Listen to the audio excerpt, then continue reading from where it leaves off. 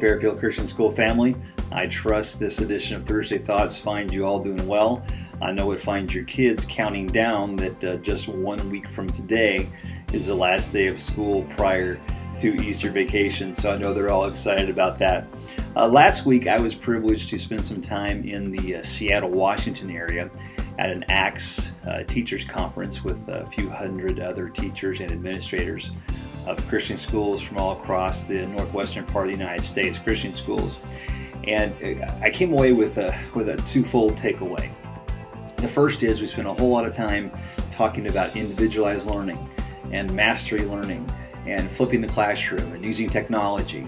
And I can tell you that although we came away with some great ideas, that in most cases the things that other schools were just dreaming about trying and having, we already have at Fairfield Christian School.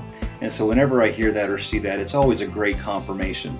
Not that we've arrived, but that we have a solid foundation for where education is heading. We're already there, and then a good foundation upon which to build for the future. But probably the second thing I came away with was simply a reminder of something that you or may not know instinctively, and a lot of parents don't understand. I want to read you something that came directly from the conference from one of the main speakers and organizers of the conference. It says, "It's unfortunate that most people believe there's a little difference between secular and Christian educational systems.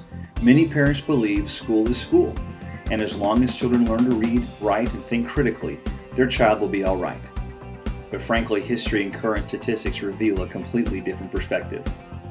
Schools are the foundational source of America's future, not because they teach reading, writing, and arithmetic, but because schools teach traditions, values, loyalties, and critical thinking skills necessary to produce communities which reflect those values, loyalties, and traditions.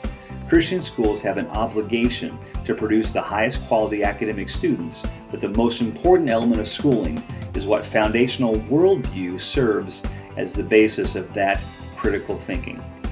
Christian schools must diligently work to offer training which effectively passes on the traditions, values, character traits, and loyalties of a Christian culture while providing critical thinking skills based on truth." And he goes on to say much more, but I thought, boy, how important. Because a lot of people, when they're weighing, do I afford Christian education? Do I not? Public school is probably just as good. Oh, it wasn't that bad when I went there. My kids will be fine. They forget that the foundational issue is not just strong academics. It's the solid Christian worldview that we're trying to impart to our kids in the process of education. There's a reason that 90% of the kids in America walk away from their faith as soon as they graduate high school. That's a big number. 90% of teenagers in this country walk away from their faith after high school. That number drops significantly for students raised in quality Christian schools that emphasize godly values and a biblical Christian worldview. So thank you for enrolling your kids in our school. And as you consider next year and you're budgeting and trying to figure out what do I do, where's my kid going to go, realize that it's a whole lot more than academics that's at risk. It's the future of our children. Thank you for allowing us to be a part of it. God bless.